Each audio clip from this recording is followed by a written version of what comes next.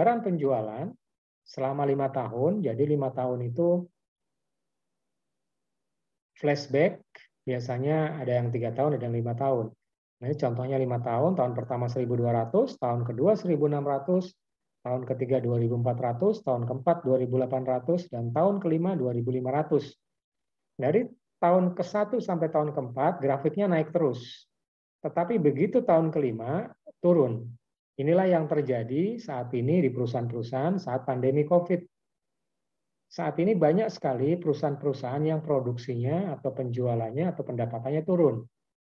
Terutama perusahaan-perusahaan yang bergerak di bidang hospitality atau jasa pariwisata, hotel, cottage, tempat waterboom dan sebagainya, itu saat ini saat pandemi mereka cenderung turun penjualannya atau salesnya ya. Oke, ini adalah contoh perhitungannya seperti tadi. Ada tahun 1 sampai 5, kemudian penjualannya itu diasumsikan sebagai Y, totalnya 10.500 yang tadi ya. Kemudian tahun X, jadi kalau 1 itu hitungannya tahun ke-0, begitu masuk tahun kedua itu tahun ke-1, dan seterusnya. Total X-nya itu adalah 5. Kemudian X dikali Y, tahun dikali penjualan, itu 1.200 dikali 00, 1.600 dikali 1, 1.600, dan seterusnya. Kemudian X kuadrat. Nah, itu nanti dibuat rumusnya, ini untuk menghitung ya seberapa besar proyeksi penjualan yang nanti akan kita itu ada rumusnya, nanti bisa dipelajari. X jumlah Y sama dengan A kali N plus B sigma X, dan di bawahnya sigma XY sama dengan A sigma X B sigma X kuadrat. Nah, di situ diterjemahkan angka-angkanya, ketemulah angka B 380, A 1340, kemudian diterjemahkan lagi ke dalam Y6, artinya tahun ke-6 sama dengan A plus B sama dengan X. Nah, kemudian Y-nya sama dengan tadi proyeksi A 1.340 ditambah B-nya 380 kali X. X-nya itu 5. Jadi totalnya adalah proyeksinya 3.240 unit. Ini adalah anggaran dari penjualan. Nah, kita masuk ke anggaran produksi. Tadi anggaran penjualan yang sudah kita bahas di pertemuan pertama. Jika manajer produksi merencanakan persediaan awal atau stok awal, barang 50 unit, persediaan akhir barang jadi 60 unit, maka dapat disusun anggaran produksi sebagai berikut. Jadi tadi anggaran penjualannya tadi sudah didapat 3.240 dalam masa periode 5 tahun ke depan. Kemudian persediaan awal barang jadi 50 unit dan akhir 60. Jadi anggaran penjualan 3.240 ditambah stok akhir yang itu 60, jumlahnya dari 3.300 unit, kemudian dikurangi persediaan awal 50, jadi anggaran produksinya antara proyeksi setelah dikurangi stok itu 3.250, itu adalah anggaran produksi. Kalau tadi anggaran penjualan, nah ini berbeda lagi dengan anggaran produksi, karena anggaran produksi terpengaruh dengan jumlah stok awal dan stok akhir dari barang yang akan dijual. Nah, kegunaan anggaran produksi apa? Anggaran produksi berguna untuk yang pertama sebagai pedoman kerja, yang kedua koordinasi kerja, yang ketiga pengendalian kerja divisi produksi. Semua level manajer pada divisi produksi harus bekerja berdasarkan anggaran produksi. Jadi setelah anggaran produksinya itu jadi, maka itu akan menjadi pedoman kerja bagi seluruh manajer di bagian produksi. Dan itu akan menjadi koordinasi dan pengendalian kerja divisi. Jadi ketahuan, misalnya anggarannya sekian, 1 miliar, ternyata tidak tercapai. Nah, itu akan menjadi bahan evaluasi. Di samping itu, anggaran produksi juga berguna untuk menunjang kegiatan penjualan, menjaga persediaan barang jadi sewaktu-waktu diminta oleh konsumen, kemudian mengendalikan kegiatan produksi agar dapat menciptakan harga pokok produksi yang serendah-rendahnya. Ya, jadi itu anggaran produksi ini menyediakan barang untuk dijual. Kalau tidak dibuat anggaran produksi, maka tidak ada barang yang diproduksi sehingga tidak ada yang dijual. Jadi dengan anggaran produksi maka akan menunjang penjualan. Kemudian stoknya juga terkontrol karena sudah ada stok barangnya. Yang terakhir adalah mengendalikan kegiatan produksi agar dapat menciptakan harga pokok produksi yang rendah. Maksudnya adalah semakin banyak diproduksi, HPP-nya akan lebih rendah. Tapi sebaliknya, semakin sedikit yang diproduksi, HPP-nya akan semakin tinggi. Karena ada fixed cost yang tetap harus keluar. Misalnya biaya listrik, biaya tenaga kerja. Kalau volume produksinya akan semakin tinggi, nilainya akan semakin rendah. Tetapi kalau produksinya lebih rendah, fixed cost-nya ini akan menjadi lebih tinggi. Kemudian faktor-faktor yang mempengaruhi penyusunan anggaran produksi. Yang pertama adalah anggaran penjualan, kemudian kapasitas pabrik dan peralatan pabrik yang tersedia termasuk teknologi yang digunakan, tenaga buruh termasuk rekrutmen, pelatihan, penempatan, pengupahan, dan pemutusan hubungan kerja, bahan baku termasuk teknik transportasi dan pergudangan, dan yang terakhir adalah modal kerja untuk menjalankan proses produksi. Jadi ini adalah 5 faktor yang mempengaruhi penyusunan anggaran produksi. Pertama itu penjualan, yang kedua kapasitas pabrik. Contohnya saat ini saya memimpin pabrik kelapa sawit. Itu ada kapasitasnya. Ada yang 60 ton per jam, ada yang 45 dan seterusnya. Tinggal bagaimana kapasitas itu bisa dioptimalkan. Tentunya untuk mengoptimalkan itu ada tenaga kerja. Tenaga kerja itu tentunya mulai dari proses perekrutan, pelatihan, pengupahan sampai dengan pemutusan. Nah, itu ada biaya-biaya yang harus direncanakan. Kemudian adalah bahan baku atau material yang dipakai, yang terakhir adalah modal kerja. Teknis penyusunan anggaran produksi, pertama meningkatkan tingkat persediaan yang diinginkan oleh manajemen. Kedua, menetapkan jumlah masing-masing produk yang akan diproduksi.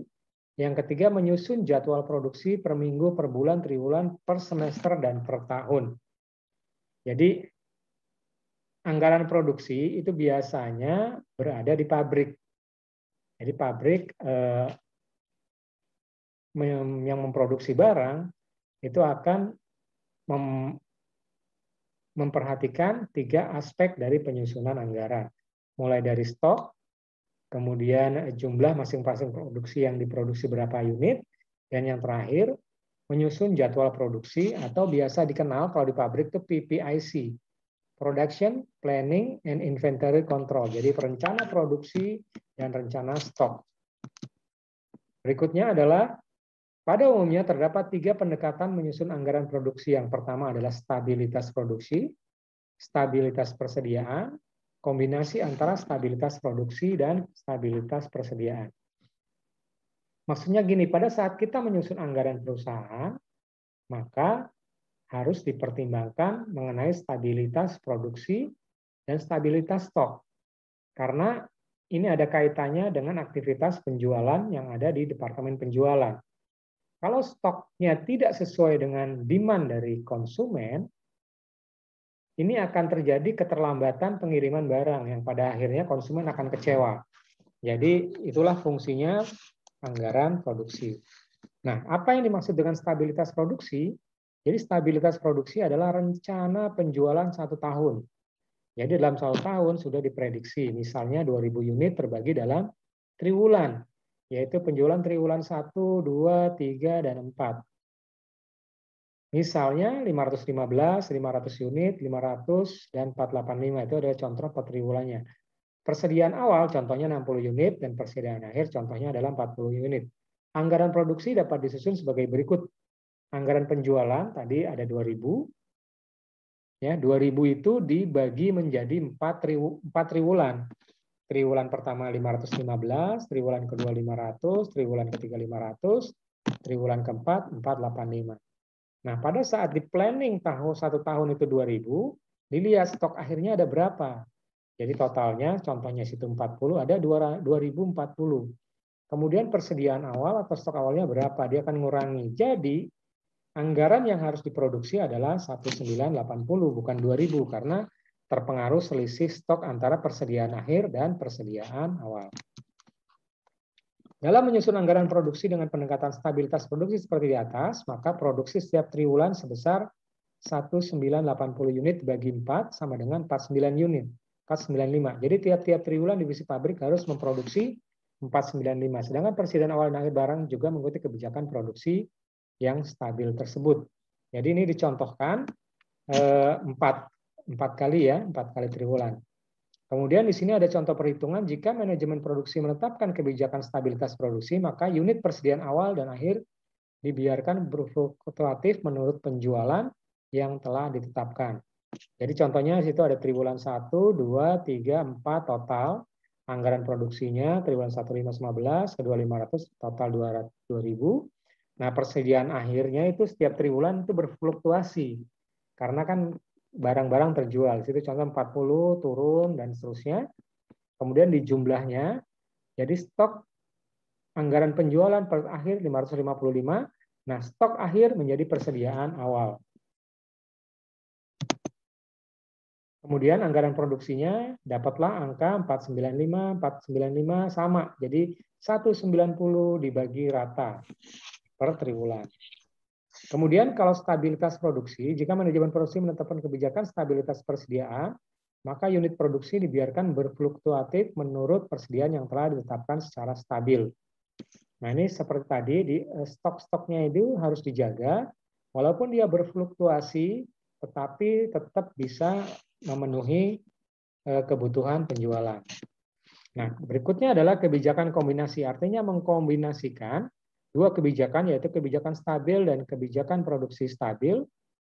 Dalam membuat kombinasi kebijakan harus menggunakan asumsi bahwa ada keseimbangan optimum antara tingkat penjualan, persediaan, dan produksi. Maksudnya begini, jadi antara penjualan di departemen sales yang menjual barang, dengan stok di departemen gudang, pergudangan atau warehouse, dan departemen produksi. Ketiganya itu harus ada keseimbangan. Karena kalau tidak ada keseimbangan, produk yang diproduksi tidak dapat memenuhi permintaan dari konsumen, sehingga akan mengecewakan konsumen, sehingga mereka akan beralih ke produk yang lain.